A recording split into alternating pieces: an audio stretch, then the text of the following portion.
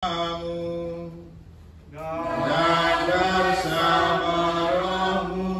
Inilah Injil suci menurut Yohanes. Dimuliakanlah Tuhan.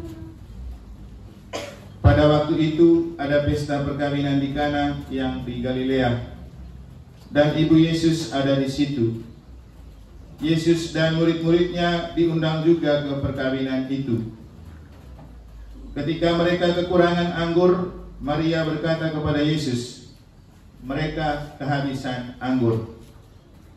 Kata Yesus kepadanya, "Mau apa engkau daripadaku, ibu?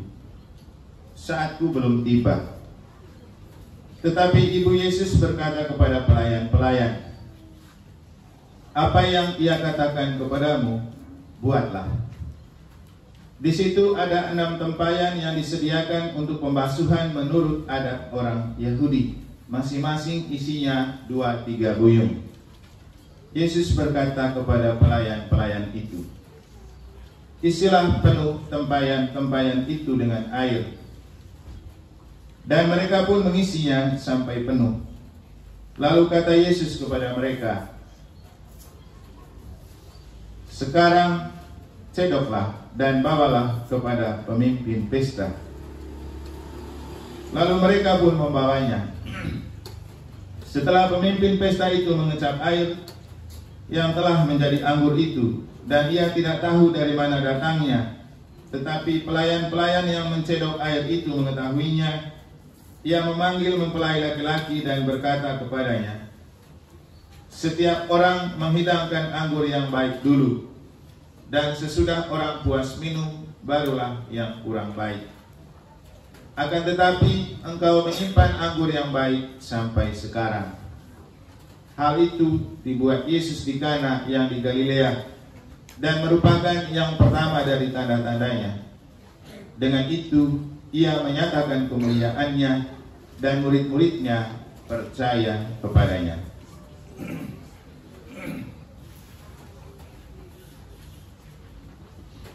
Demikianlah sabda Tuhan. Terpujilah Kristus.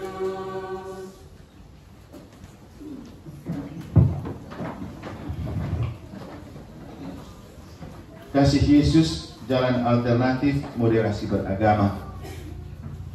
Para suster, Bapak Ibu, saudara-saudari, adik-adik dan anak-anak sekalian yang saya kasih dalam Tuhan, pada kesempatan istimewa ini saya akan mengajak kita untuk merefleksikan mengapa kasih bisa menjadi jalan alternatif untuk moderasi beragama. Bahasa ini tentu terlalu tinggi untuk anak-anak kita yang ada di depan, tapi nanti saya akan coba menjelaskan dengan cara yang sederhana.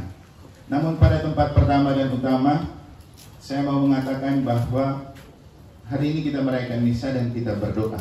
Mengapa? Karena Tuhan pasti mengabulkan permohonan kita. Itulah yang diungkapkan oleh Santo Yohanes atau Rasul Yohanes dalam bacaan pertama. Saudara-saudaraku terkasih, inilah sebabnya kita berani menghadap Allah, yaitu karena Ia mengabulkan doa kita jikalau kita meminta sesuatu kepadanya menurut kehendaknya.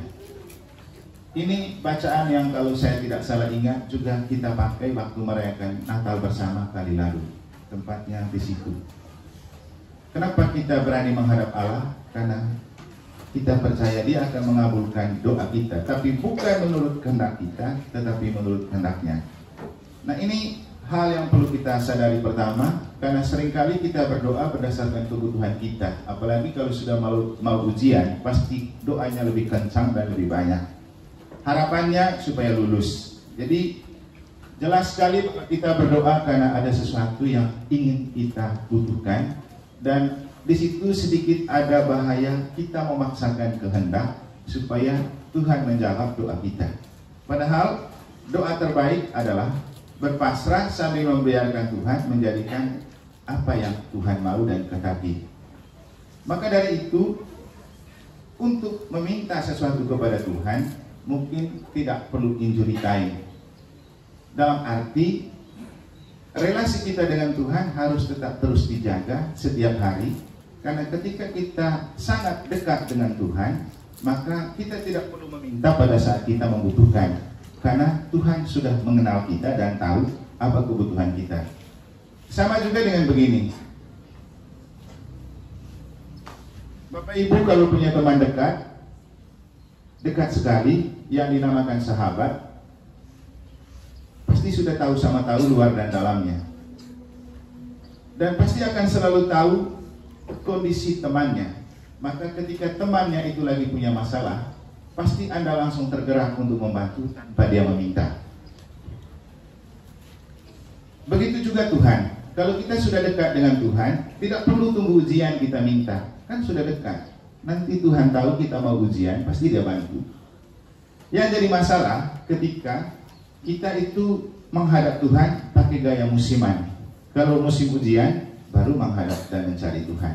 Kalau kita lakukan itu tiap hari, pasti Tuhan akan tahu bahwa kita butuh apa. Sama dengan anak-anak, kalau dekat dengan orang tuanya, ketika dia punya kebutuhan, tidak perlu dia meminta, Bapak atau Mama saya perlu ini. Karena orang tua pasti akan selalu memantau keadaan anaknya. Orang tua tahu apa yang sedang dibutuhkan anaknya, maka dia akan langsung memberi. Atau kalau secara psikologis Anda dekat sekali dengan orang tua atau siapapun, melihat muka Anda muram, pasti saja dia langsung merasa ada apa dengan anak ini. Tanpa perlu meminta hiburan, dia langsung tahu dia lagi butuh hiburan. Jadi inilah hal yang perlu kita jaga dan kita pelihara. Terus merawat relasi dengan Tuhan, supaya kedekatan kita dengan Tuhan akan membuat Tuhan melakukan yang terbaik untuk kita sesuai dengan kehendak-Nya. Mungkin inilah yang kita temukan dalam diri Maria dalam bacaan pertama. Kita Yayasan Marsudiri ini berlindungkan pada Maria ya. Dan kita memilih Natal bersama hari ini, bacaannya kok pas dengan cerita tentang Maria, perkawinan di Kana. Coba lihat, di Kana ada pesta dan kekurangan anggur. Maria meminta kepada Yesus kalau bisa buat mujizat karena mereka kekurangan anggur. Tapi Yesus bilang apa? Ibu, saatku belum tiba. Tapi karena relasi antara Maria dan Yesus sangat dekat, apalagi Yesus ini kan dikandung di rahim Maria, dan Maria itu berdoa setiap saat dan mempunyai prinsip hidup, aku ini hamba Tuhan, terjadilah padaku menurut kehendak-Mu. Maka walaupun Yesus bilang saatku belum tiba, bukan lalu berarti Yesus tidak memenuhi keinginannya. Akhirnya Yesus memenuhi permintaan Maria, padahal saatnya belum tiba. Kenapa? Kedekatan dan relasi. Saya pikir seperti mereka Pak Wardi, kalau punya teman dekat, pasti akan langsung paham apa yang sedang dibutuhkan dan apa yang harus dilakukan. Jadi tidak perlu tunggu ada kebutuhan. Nah, kita sering dekat dengan orang kalau lagi butuh, begitu. Ya, jadi ketahuan sekali ada orang yang kalau ada maunya pasti banyak dia punya gayanya. Pura-pura baik lah, pura-pura rileks lah. Oh, pasti ada sesuatu itu, dia ingin sesuatu. Tapi kalau dia lagi tidak ada keinginan, pasti dia tidak dekat. Mungkin begini ya, Pak Wardian. Umat di negara kalau lagi mau kawin anaknya atau baptis anaknya, pasti dia rajin ke gereja. Paling tidak untuk beberapa minggu sebelum dia terima itu, bisa harian pun dia ikut. Bisa dilihat. Giliran baptis sudah selesai, nikah sudah selesai, hilang.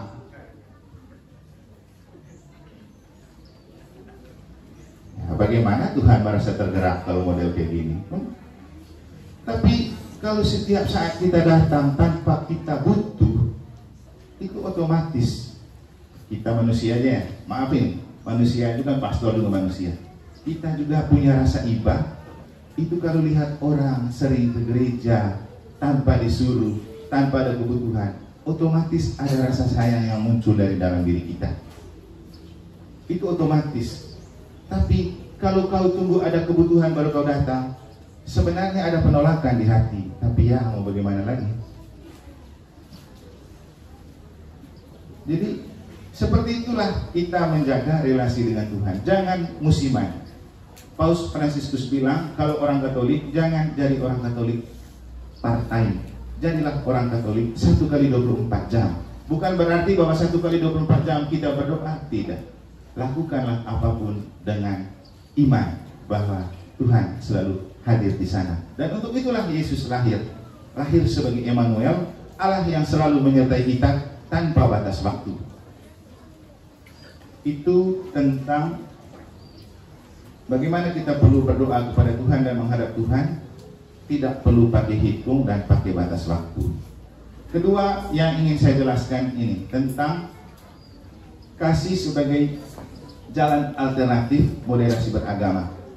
Seperti yang saya katakan di bagian pembuka, kasih itu universal. Ia tidak pilih kasih, tidak pandang bulu, dan tidak melihat perbedaan. Ia merangkum dan merangkul semua. Ia bahkan mencintai perbedaan. Dan kita mau memakai kasih ini sebagai jalan yang lain untuk menciptakan moderasi beragama. Moderasi artinya jalan tengah yang kita pakai untuk mempersatukan perbedaan. Dan cinta kasih universal adalah jalan yang dipakai untuk mempersatukan cinta kasih universal. Mungkin saya bisa kasih contoh begini. Fania, coba Fania ke sini. Biar gampang kita paham. Mana?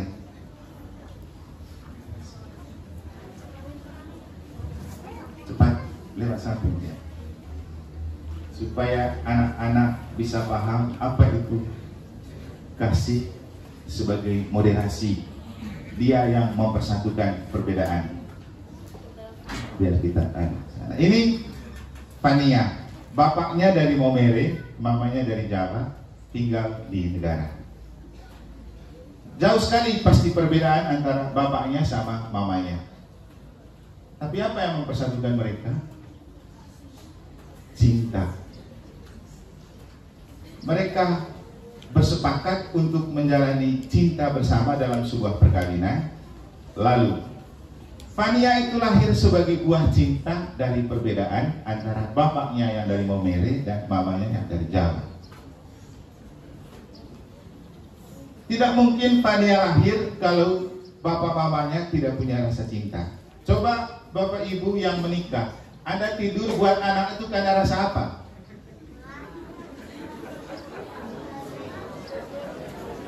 Tidak mungkin Anda tidur buat anak karena rasa jengkel dan rasa benci, tapi karena rasa cinta. Malahan mungkin Anda yang laki-laki gombalin dulu pasangannya, pura-pura bilang I love you, elus-elus, tapi itu kan semua ekspresi cinta. Dan ketika rasa cinta itu tidak bertepuk sebelah tangan, tapi sama-sama muncul perasaan, lalu Anda tidur bersama dan buat anak, dan lahirlah anak seperti begini, lahir dari perbedaan. Maka anak adalah tanda cinta atau tanda kasih yang jadi moderasi, pemersatu orang yang berbeda. Sekarang saya mau tanya Fania, bagaimana rasanya setelah beberapa tahun menjadi anaknya bapak dan anaknya mama?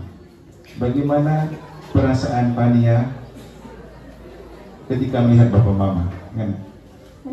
Senang karena disayang. Senang karena disayang. Coba, kira-kira siapa yang lebih sayang Fania, bapak atau mama? Mama. Kasihan bapak-bapak nih. Tapi tidak apa-apa, mama sayang anak karena mau melaksanakan perintah. Perlakukanlah orang lain seperti Anda ingin diperlakukan. Ketika mama sudah disayang bapak, pasti mama membalas kasih sayang bapak dengan menyayangi anak. Maka logika terbaliknya, kalau sampai anak tidak merasakan kasih sayang mama, berarti bapaknya tidak sayang mamanya. Jadi kalau sampai anaknya judes dan suka marah-marah anak, bukan mamanya yang judes, tapi dia tidak disayangi bapaknya, maka kembali ke bapak. Bapak-bapak kalau mau anak-anakmu disayang mama, dulu mamanya. Karena mama mana yang mau menyayangi anak kalau terus dibenci oleh bapak? Kan gitu. Sudah, Fania pulang dulu. Saya lanjutkan penjelasan.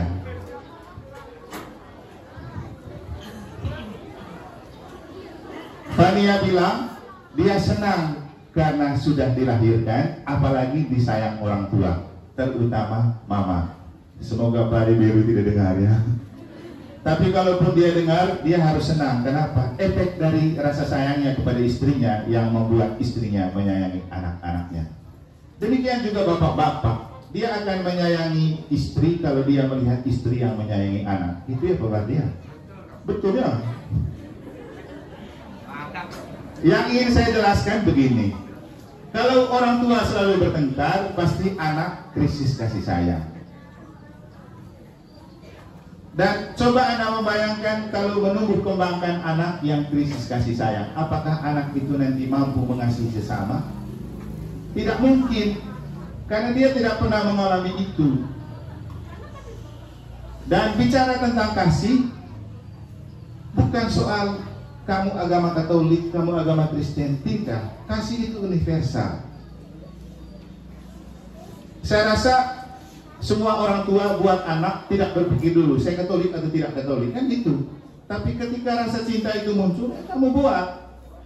Dan rasa cinta itu tidak dibatasi oleh agama manapun, semua agama pasti ada.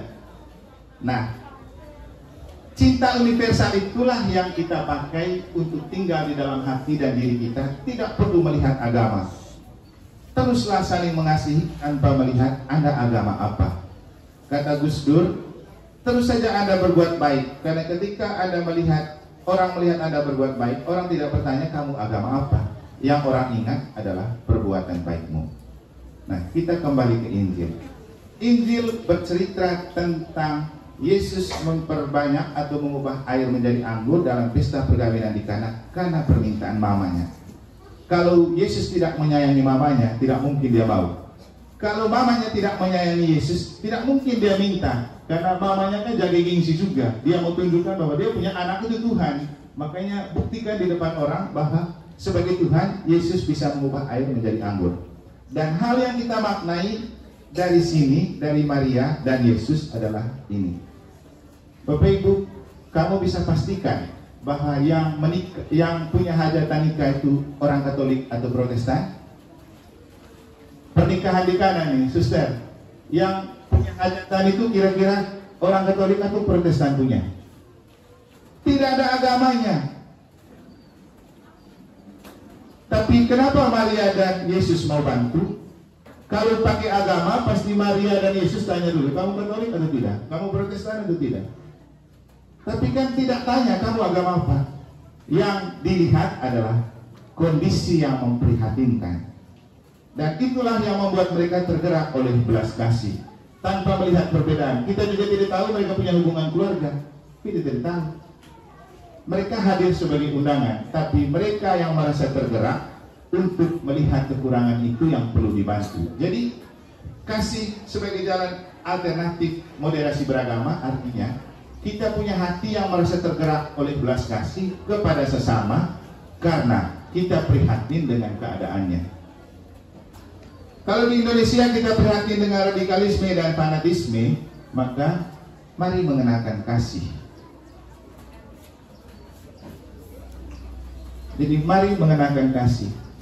Kalau segala macam bentuk konflik dan persoalan yang ada di Yayasan Marsudirini itu muncul dari macam-macam orang dan kelompok, mari mengenakan kasih. Karena saya yakin di mana-mana dalam komunitas pasti ada kubu-kubunya. Benar kan? Pasti ada. Kubu si ini, kubu si itu. Namanya komunitas pasti itu. Mungkin karena kita masih melihat perbedaan. Coba kita kenakan kasih universal supaya melihat semua orang sebagai bentuk kehadiran Allah yang konkret. Mungkin ini definisi kasih yang penting. Lihatlah kehadiran sesama sebagai bentuk kehadiran Allah yang konkret. Yesus lahir sebagai tanda kasih Allah, gambar Allah yang tampak di dunia. Dan Yesus lahir sebagai tanda kasih untuk membuat kasih itu tinggal di hati kita dan di dunia. juga di lembaga Marsudirini. Kenakanlah kasih Kristus.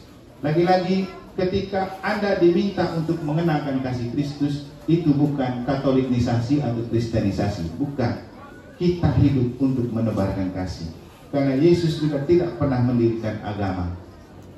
Yesus tidak pernah bantu orang dengan dia tanya dulu, kamu agama apa? Tidak ada. Di kitab suci ada begitu? Tidak. Dia tidak tanya, Maria Magdalena, perempuan pelacur dan bersinah, agamamu apa? Tidak. Dia tergerak oleh belas kasih untuk mengampuni. Pemungut cukai, Sakeus, Yesus tidak tanya, Sakeus, kamu agama apa? Kau jadi koruptor? Tidak. Mampir di rumahnya. Dan banyak orang sakit yang disembuhkan oleh Yesus tanpa melihat agamanya apa. Dan saya pikir inilah yang dilakukan oleh suster-suster OSF dan Yayasan Marsudirini. Mereka mendirikan sekolah ini karena mencintai semua agama. Dan faktanya, yang sekolah di sekolah ini kan lebih banyak agama lain daripada agama Katolik. Kenapa? Mencintai dan mengasihi siapapun untuk cerdas. Cerdas berpikir dan berpengetahuan. Saya juga mendengar cerita ketika ada banjir bandang, suster mereka hampir setiap minggu pergi bagi sembako untuk mereka yang terdampak. Juga pernah mereka bantu orang yang diamputasi untuk dikasih tongkat dan kursi roda ya. Dan ada banyak karya-karya sosial yang dilakukan tanpa perlu melihat agamamu apa, kamu orang mana. Dan itulah definisi kasih Kristus. Mencintai siapapun tanpa pilih kasih dan tanpa sekat.